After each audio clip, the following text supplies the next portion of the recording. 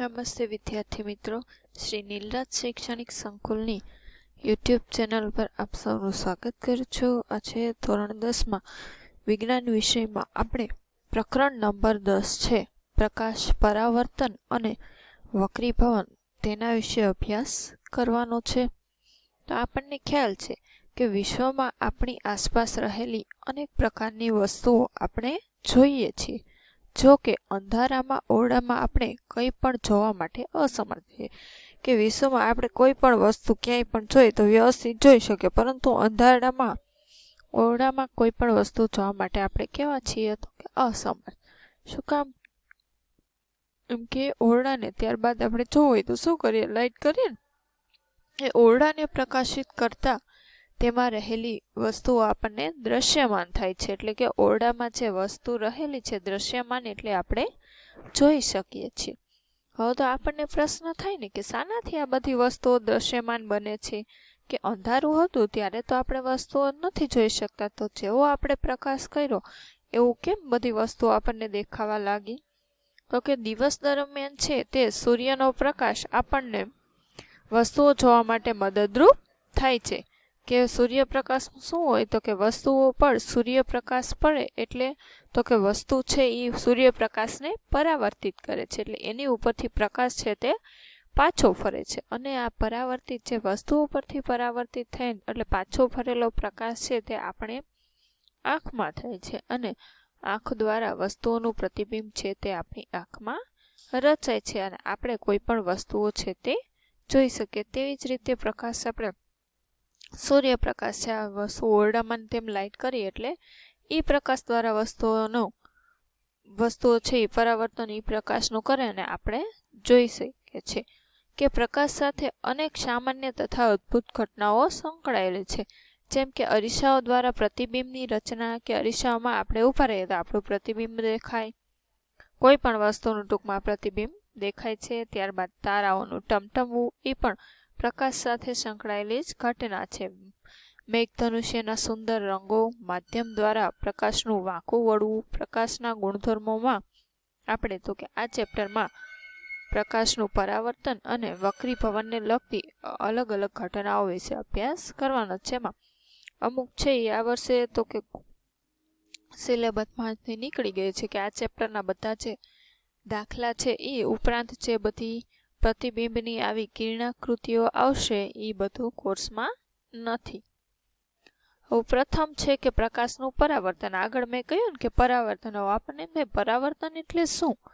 તો કે એ તો આપણે 9મા 8મા ધોરણમાં આવતું ને, કે સંપૂર્ણ પોલિશ કરેલી સપાટી, જેમ કે અરીસો એટલે સંપૂર્ણ લીસી આમ ચમકતી સપાટી ઉપર પ્રકાશ પડે એટલે મોટા ભાગના પ્રકાશનું પરાવર્તન થાય. કે આમ આ સપાટી અરીસો છે કે આના ઉપર આ પ્રકાશના કિરણો આપાત થયા, શું કીધું? એનું સંપૂર્ણ પરાવર્તન. આમ સીધા પરાવર્તન જ થઈ જાય.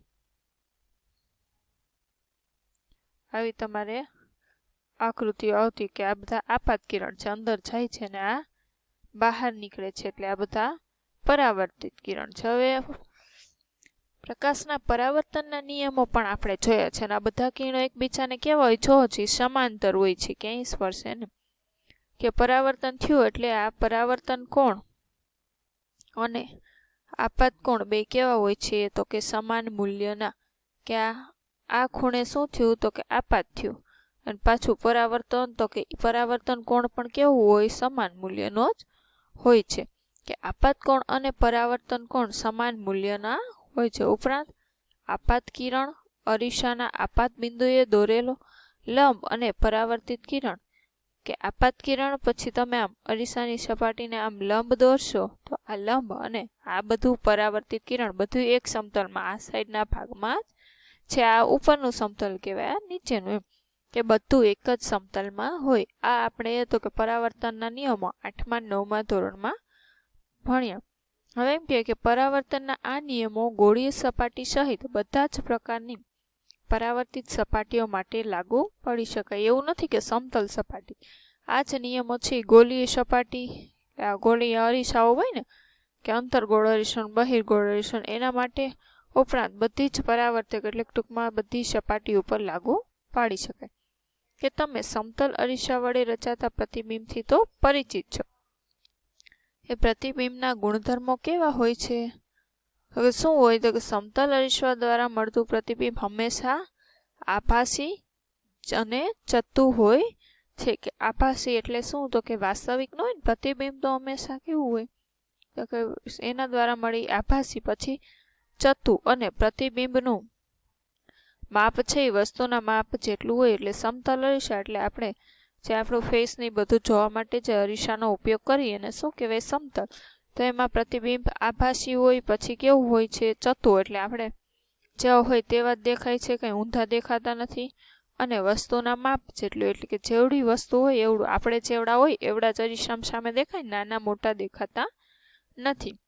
કે પ્રતિબિંબ છે અરીસાની પાછળ તેટલા જ અંતરે રચાય છે જેટલા અંતરે અરીસાની આગળ વસ્તુ રાખેલું હોય. જો આપણે અરીસાની આગળ જેટલા અંતરે ઊભા હોય તેટલા જ અંતરે આપણને અરીસામાં પાછળ આપણે દેખાઈએ છીએ. આ ઉપરાંત પ્રતિબિંબની બાજુઓ ઉલટાયેલી હોય. હા, જો પરાવર્તક સપાટી ગોળ હોય, બાજુઓ શું ઉલટાયેલી હોય, એ વાત સાચી. જો હજી તમે જમણો હાથ તમારો ઊંચો કરશો તો એમાં પ્રતિબિંબ તો કે ડાબા હાથનું હોય તેવું દેખાશે. એટલે બાજુઓ માત્ર ઉલટાયેલી હોય છે. હવે છે કે ગોલીય અરીસો હોય તો એનું પ્રતિબિંબ કેવું રચાશે? તો પહેલા તો ગોલીય અરીસા એટલે શું તો કે ચળકતી ચમચીની વક્ર સપાટીને આપણે ગોલીય અરીસા તરીકે ગણી શકાય.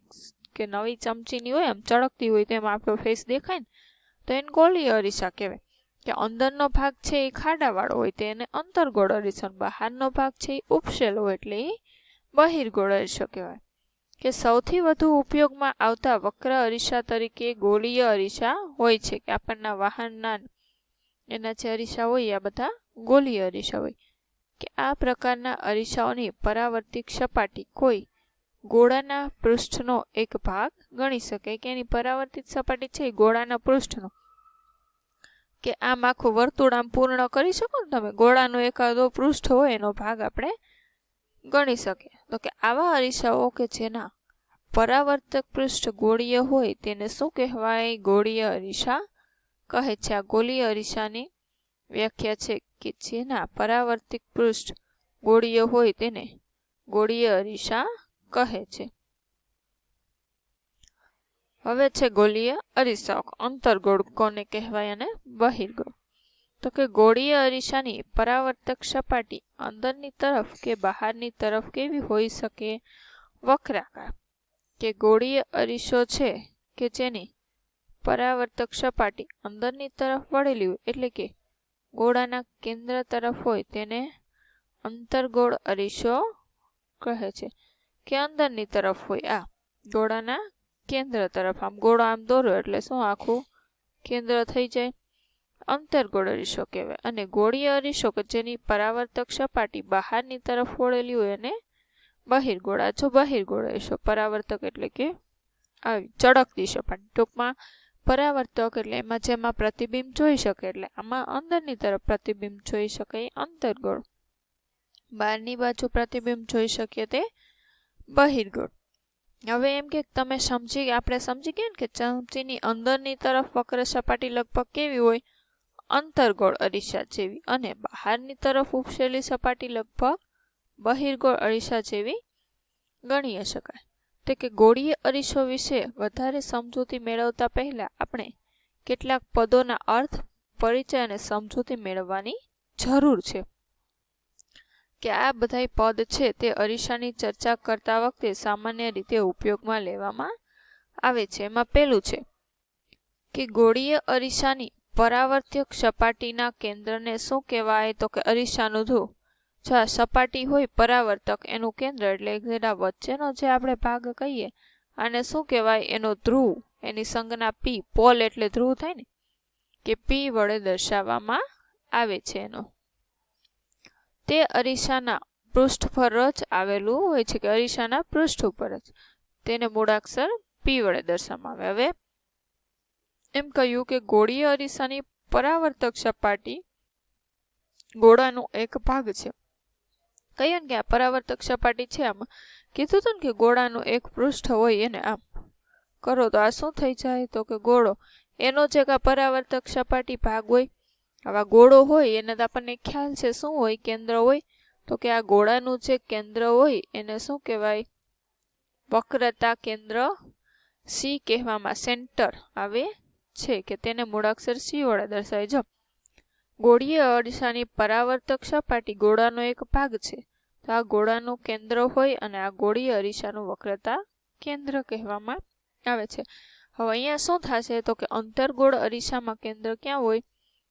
બહારના ભાગમાં, અને ઓલામાં પાછળ એટલે કે આગળ તરફ. અંતર્ગોળ અરીસો છે તો એમાં કેન્દ્ર તો કે અરીસાની આગળની બાજુએ થયું કહેવાય, અને બહિર્ગોળ છે એને તમામ રાઉન્ડ પૂરો કરશો તો આ એની પરાવર્તક સપાટી. તો ન્યા વક્રતા કેન્દ્ર ક્યાં આવે તો કે પાછળના ભાગમાં. કે વક્રતા એ અરીસાનો ભાગ નથી, તો આપણને ખ્યાલ છે ને અરીસા ઉપર ક્યાંય નથી આવ્યું, તે પરાવર્તક સપાટીની બહાર આવેલું હોય છે. અંતર્ગોળ અરીસાનું વક્રતા કેન્દ્ર તેની આગળ તરફ આવેલું હોય, જો કે બહિર્ગોળ અરીસાના કિસ્સામાં તે પાછળ. શું કીધું કે અહીંયા કેન્દ્ર છે અરીસાનો ભાગ નથી, બહારના ભાગમાં છે ને, એટલે તો કે અંતર્ગોળ અરીસામાં એની આગળની બાજુએ આવેલું હોય અને બહિર્ગોળમાં તેની પાછળની બાજુએ. હવે તો કે આપણને ખ્યાલ છે કે કેન્દ્ર તો હોય જ, તે કેન્દ્ર હોય એટલે એની ત્રિજ્યા પણ હોય.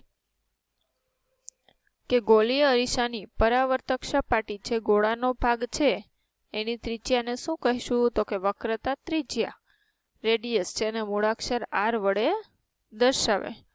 એટલે આપણને ખ્યાલ છે કે વક્રતા કેન્દ્ર અને ધ્રુવ પી વચ્ચેનું જે અંતર છે એને આપણે વક્રતા ત્રિજ્યા કહીશું. કે તમે નોંધો કે અંતર પીસી છે એ શું છે તો કે વક્રતા ત્રિજ્યા જેટલું છે. આમ ગોળીય અરીસાના ધ્રુવ તથા વક્રતા કેન્દ્રમાંથી પસાર થતી એક સુરેખા કલ્પો. આ રેખાને શું કહેવાય તો કે અરીસાની મુખ્ય અક્ષ. શું કહ્યું કે ધ્રુવ અને આમાંથી પસાર થતી એક સુરેખા એટલે સીધી રેખાની કલ્પના કરો. આને શું કહેવાય?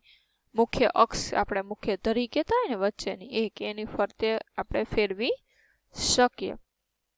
યાદ રાખો કે મુખ્ય અક્ષ અરીસાના ધ્રુવ પાસે અરીસાને કેવી હોય છે? લંબ. જો અહીંયા લંબ છે ને, કે આ મુખ્ય અક્ષ છે તે આ ધ્રુવ પાસે કેવી થઈ તો કે લંબ થઈ અરીસાને. ઊંધો અહીંયા આમ ટી થશે ને. હવે એમ કે ચાલો આપણે અરીસા સાથે સંકળાયેલ મહત્વપૂર્ણ પદને પ્રવૃત્તિ દ્વારા સમજીએ. કે આ બધી પ્રવૃત્તિ કરીને આ વિવિધ જેના પદો છે કે આ વક્રતા કેન્દ્ર સી, કે કાગળ સૌ પ્રથમ શરૂ કરે ધુમાડો ઉત્પન્ન થાય સમજતા પહેલા આગ પણ પકડી શકે કે તે કેમ કે તે સળગી ઉઠે. હવે એમ કીધું કે સૂર્યમાંથી આવતો પ્રકાશ અરીસા દ્વારા એક તીક્ષ્ણ પ્રકાશિત બિંદુ સ્વરૂપે કેન્દ્રિત થાય. આવું તમે પ્રયોગ કર્યો હશે. તમે બિલોરી કાચની બધું લઈને કે કાચ લઈને એકદમ કાગળ ઉપર રાખશો તો થોડીક વારમાં ચળકતું ટપકું દેખાશે. હવે પ્રકાશનું આ બિંદુ છે એ શું છે તો કે સૂર્યનું પ્રતિબિંબ. કે સૂર્યપ્રકાશના કેન્દ્રિત થવાથી ઉત્પન્ન થતી ઉષ્માને કારણે સાગર સળગી ઉઠે. આવા પ્રેક્ટિકલ નાના આપણે હોય ત્યારે કર્યા હોય ને પ્રયોગ. કે અરીસાના સ્થાનથી પ્રતિબિંબનું આ અંતર અરીસાની કેન્દ્ર લંબાઈનું તમને આશરે મૂલ્ય આપે. કે ચાલો અવલોકનને કિરણાકૃતિ વડે સમજવાનો પ્રયત્ન કરીએ. તો આપણે આજ માટે આટલું રાખીએ. કિરણાકૃતિ છે આગળના લેક્ચરમાં સમજ. જય હિન્દ, જય ભારત, અસ્તુ.